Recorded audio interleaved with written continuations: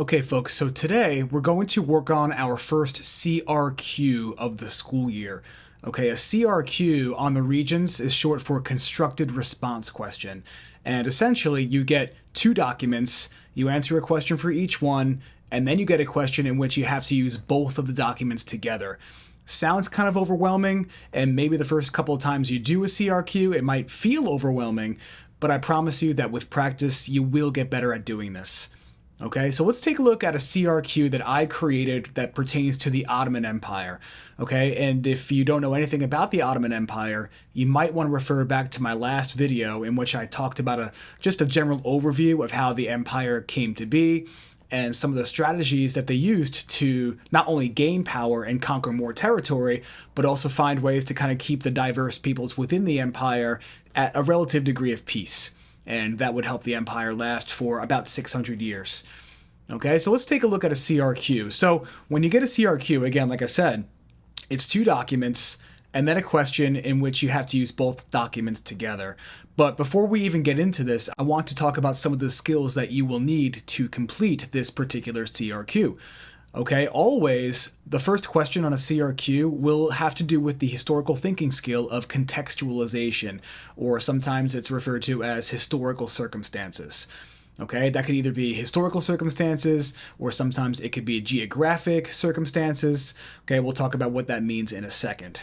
Okay, the second document pertains to sourcing a document in terms of an author's purpose, audience, point of view, maybe potential bias. Okay, and we're going to focus today specifically on the concept of an author's point of view.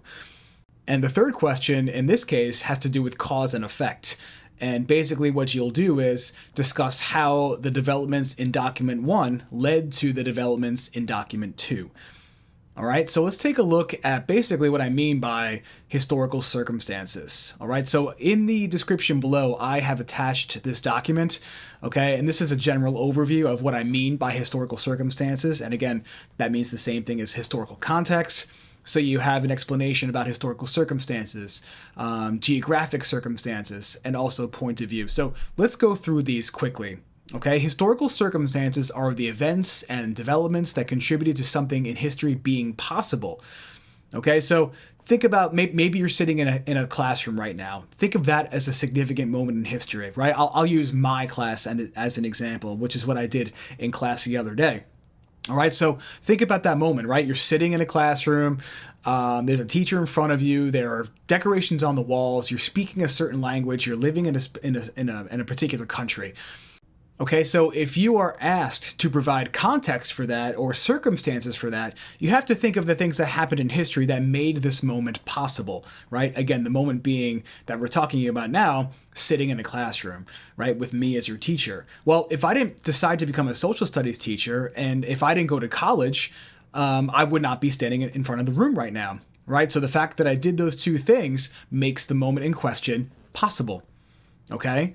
Maybe you don't really want to be sitting in your classroom right now, but in the state of New York, you have to be in a classroom between the ages of 5 and 16. Perhaps if that law didn't exist, there would not be a moment in which we are all sitting in a classroom right now.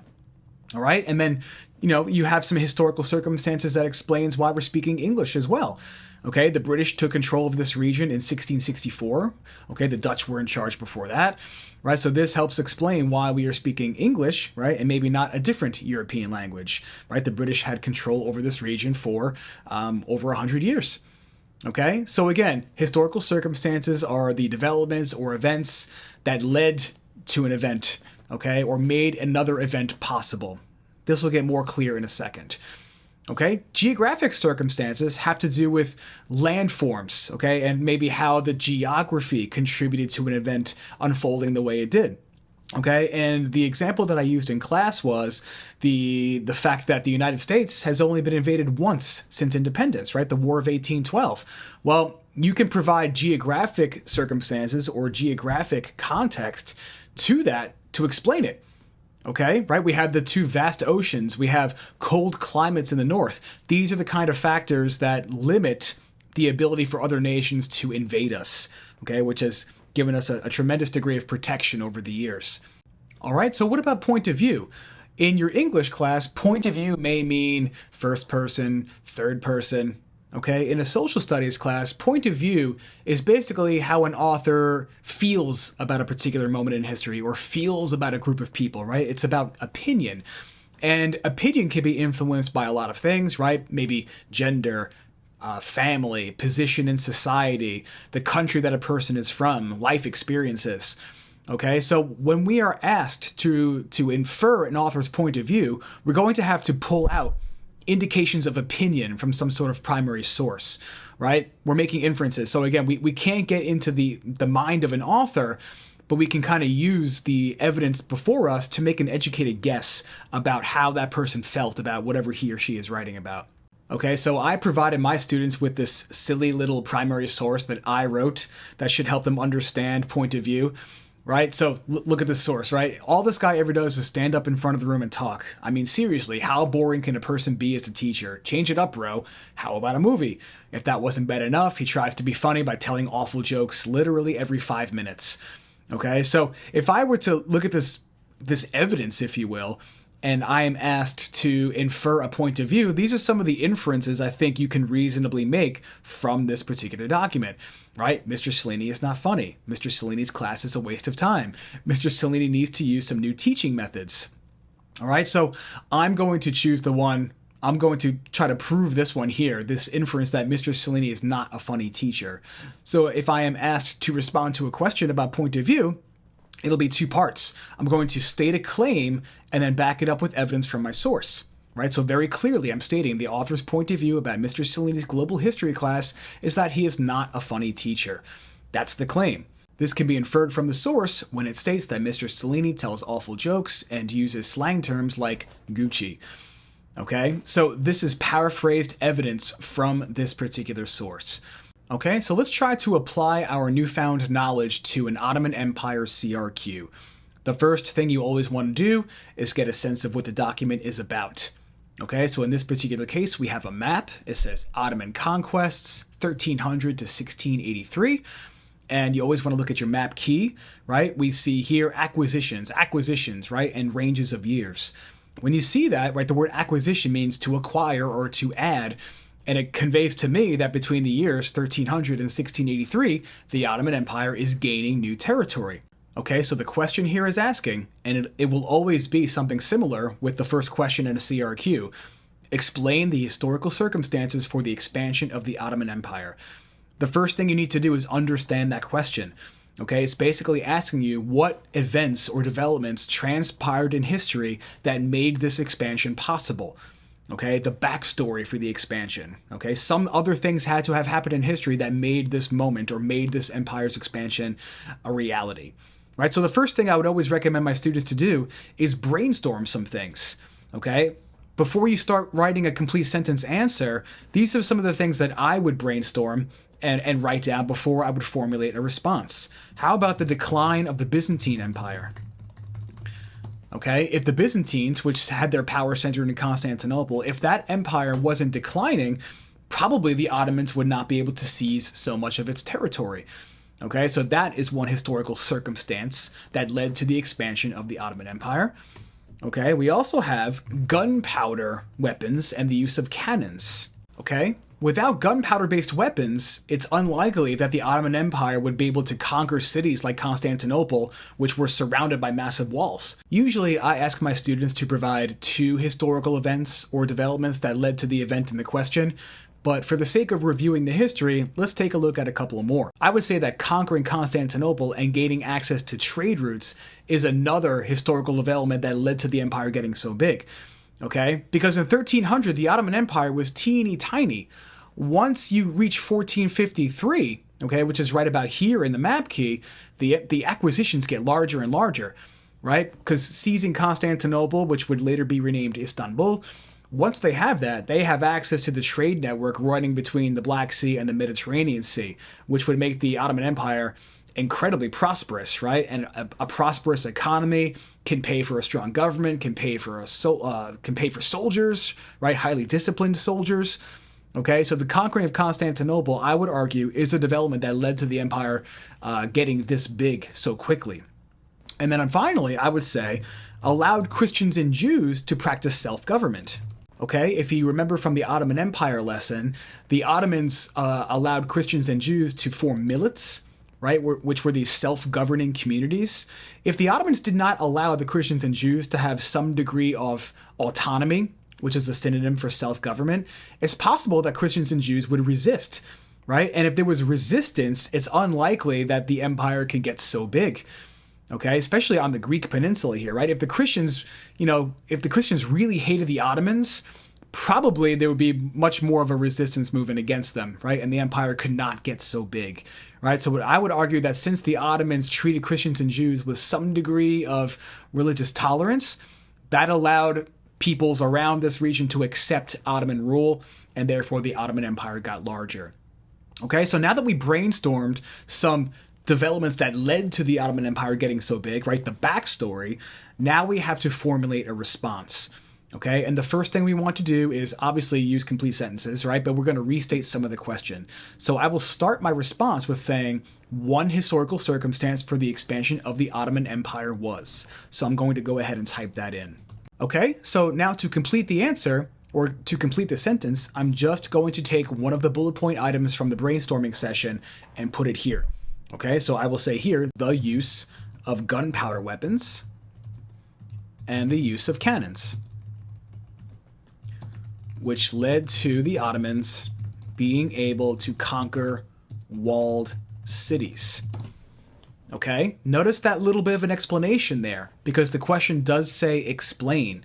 It's really not enough to just state a historical event. Okay, you want to make some kind of connection between the past event and the event in the question. Okay, that's the best kind of response we can give. If this is the Regents exam, most likely this response would get you full credit. Okay, but I ask my students to provide 2 historical circumstances. So we're going to go ahead and do that here. I'll just simply say another historical circumstance for the rise of the empire was. So let's go ahead and put that down. And now I will choose another bullet point from my list there. So here I'm going to use conquering Constantinople, okay? Because I know I could explain that pretty well. Always choose events or backstory events that you know you can explain or make connections with. All right, so I'm going to say conquering Constantinople and gaining access to trade routes. Okay, so once that's written in, I'm going to put a comma and again explain the connection between this event and the expansion of the Ottomans, which is in the question, which allowed the Ottomans to gain access to trade routes. Period. Okay? 2 events that preceded the expansion of the Ottomans, and brief explanations for each one. This is all you need to do. All right, let's move on to the next question, which is about point of view. Okay, so document 2 in this particular CRQ has a point of view question attached to it. When it's text like this, the first thing I would recommend doing right off the bat is understanding who wrote the source and when, okay, and perhaps their position in society or where they're from, and then obviously read the document. Okay, so in this case, our source is from, and I'm probably butchering the pronunciation, I apologize for that, Ogier Gezelin de Busbecq, Habsburg ambassador to Suleiman the Magnificent in Constantinople. Okay, from letters sent to the Austrian emperor. All right, so the Habsburgs were like this family that controlled a large chunk of territory in Eastern Europe. Okay, bordering the Ottoman Empire, right? So there's maybe some contention there. They're next door neighbors. And Suleiman the Magnificent is one of the more high-profile Ottoman leaders. Maybe you remember him from the last lesson. Okay, so this is an Austrian person. Okay, so a European with a European point of view. Okay, so we have to see how they felt about the Ottoman Empire, or in this case, what is his point of view regarding Ottoman society, which is a very broad question to ask.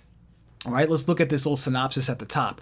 An excerpt from the Turkish letters written by Ogier Gezelin de Busbecq, an Austrian diplomat who is an ambassador to the Ottoman Empire, in which he discusses the differences between Ottoman and European troops and Ottoman and European reward systems. Okay, right, so I will read this document for the sake of practicing how this works, okay? Let's try to get a sense of what this document is about, right? The big picture things. And we should also try to look for sentences or phrases that kind of indicate an opinion about something. What a contrast to our men. On the Turkish side, there is vast wealth of their empire, an uninterrupted series of victories, readiness to endure hardships, union, order, discipline, thrift, and watchfulness. Okay, this is a very complimentary statement, right? That the Ottomans are ready to endure hardship, right? And order, and they're very disciplined. On ours, meaning European Christians, okay, so in the European Christian world, what's found here? Luxurious habits, exhausted resources, broken spirits, a raw and insubordinate soldiery, and greedy quarrels. There is no regard for discipline, and the men indulge in drunkenness. Okay, so if this person is calling the Europeans a bunch of drunks and insubordinate, okay, that to me sounds like a negative point of view about the Europeans, right? That they're not capable of hard work, right? They'd rather sit around and drink, right? So there's definitely a distinction here in terms of how he feels about each society, right? One complimentary point of view and one negative point of view. No distinction is attached to birth among the Turks. The deference to be paid to a man is measured by the position he holds in public service. In making his appointments, the Sultan does not take into consideration recommendations or popularity. Okay, so in terms of appointments, that's when a person is named to a position in the government, right? Selecting people who can work in the government, right? Think of your teachers as government employees, right? So how does the school district select those people, right? It's usually based on merit, right? Merit means like their ability and their willingness to work hard, right? Which is basically what's going to happen next, right? So the Sultan does not pick people based on popularity. He picks people. He considers each case on its own merits and examines carefully into the character and ability of the man. Among the Turks, therefore, honors, high posts, and judgeships are the rewards of great ability and good service. Okay, so he's basically saying the Ottomans pick people based on merit, right? And how hard they work and if they do good service for their country.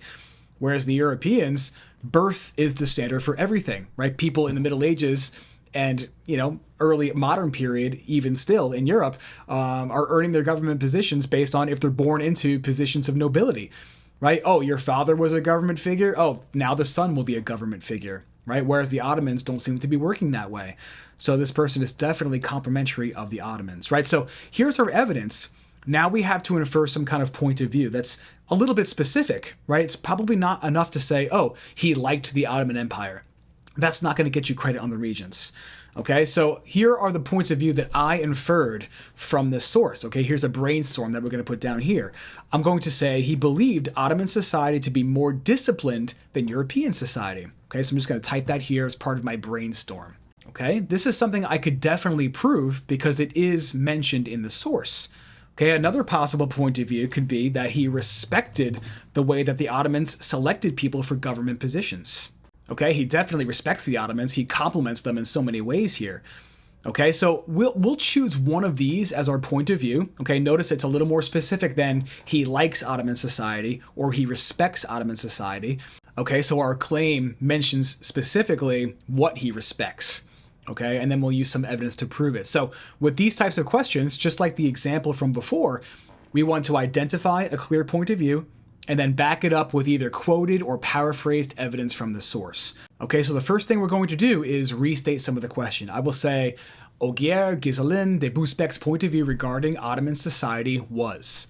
And now I'm going to take this one. He respected the way that the Ottomans selected people for government positions. Okay, we're not done though. We have to prove it using evidence from the source.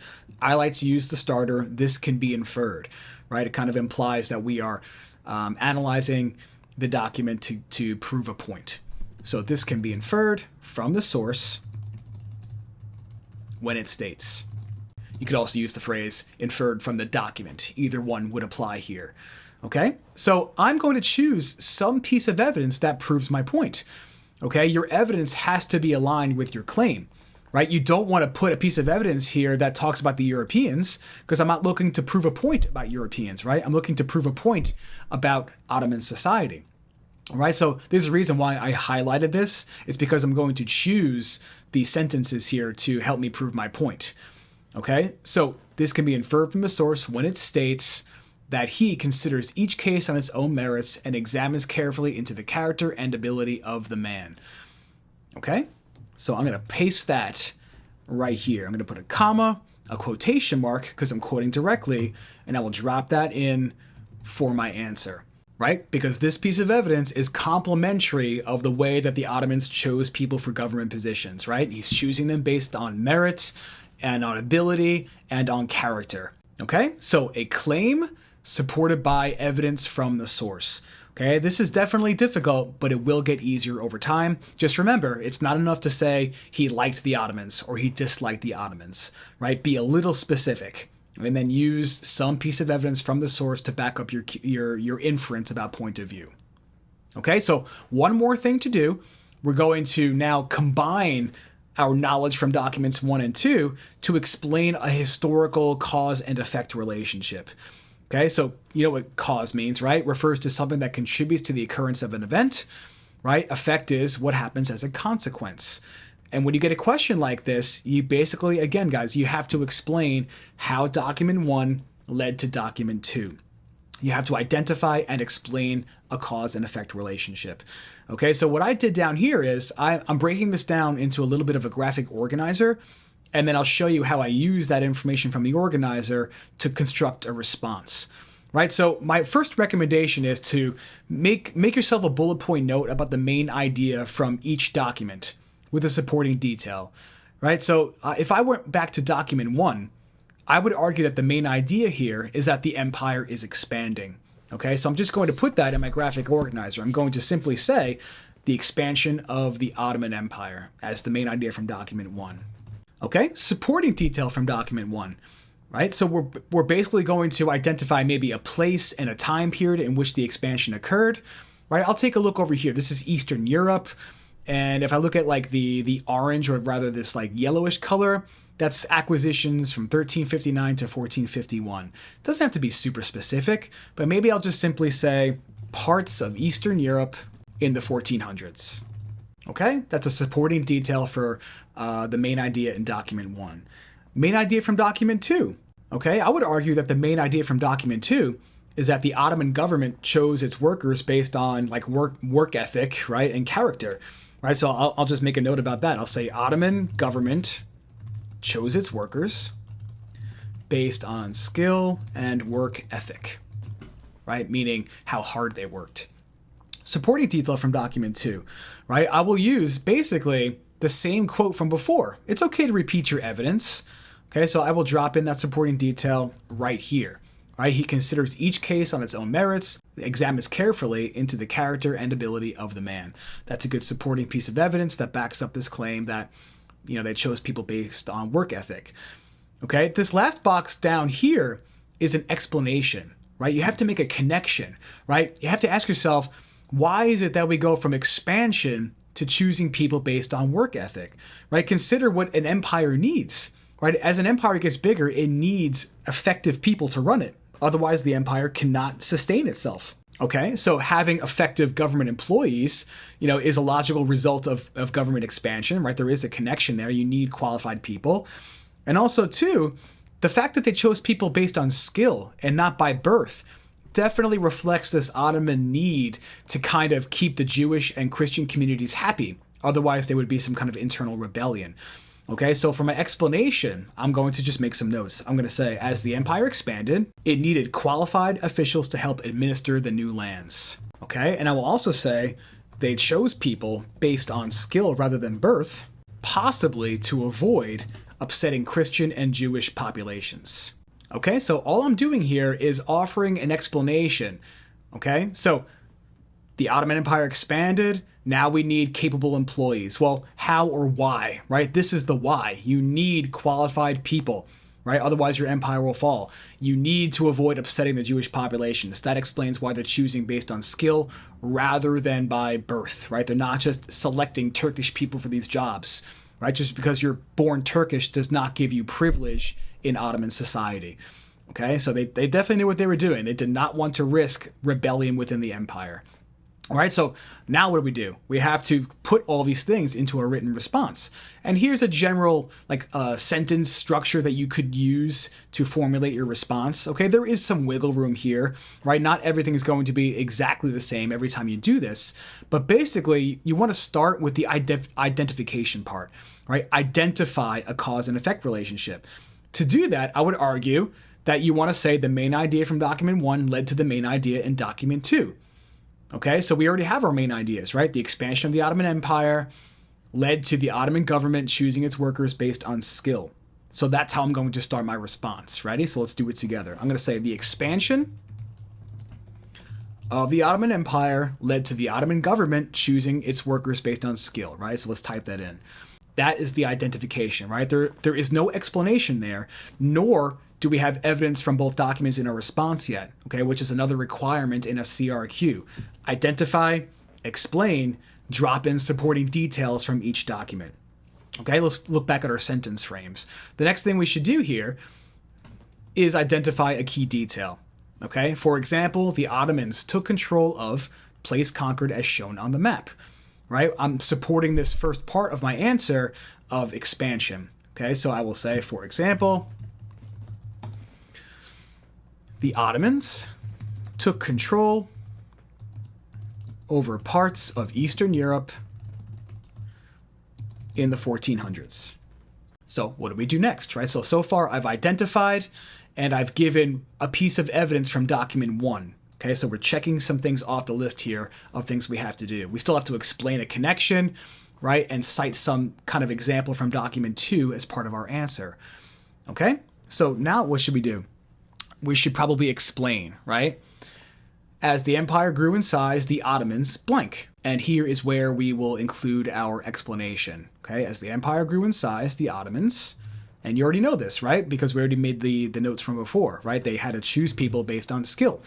The Ottomans needed qualified individuals to help administer the new lands, and the Ottomans did not want to upset the Christian and Jewish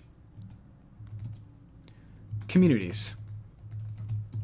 This explains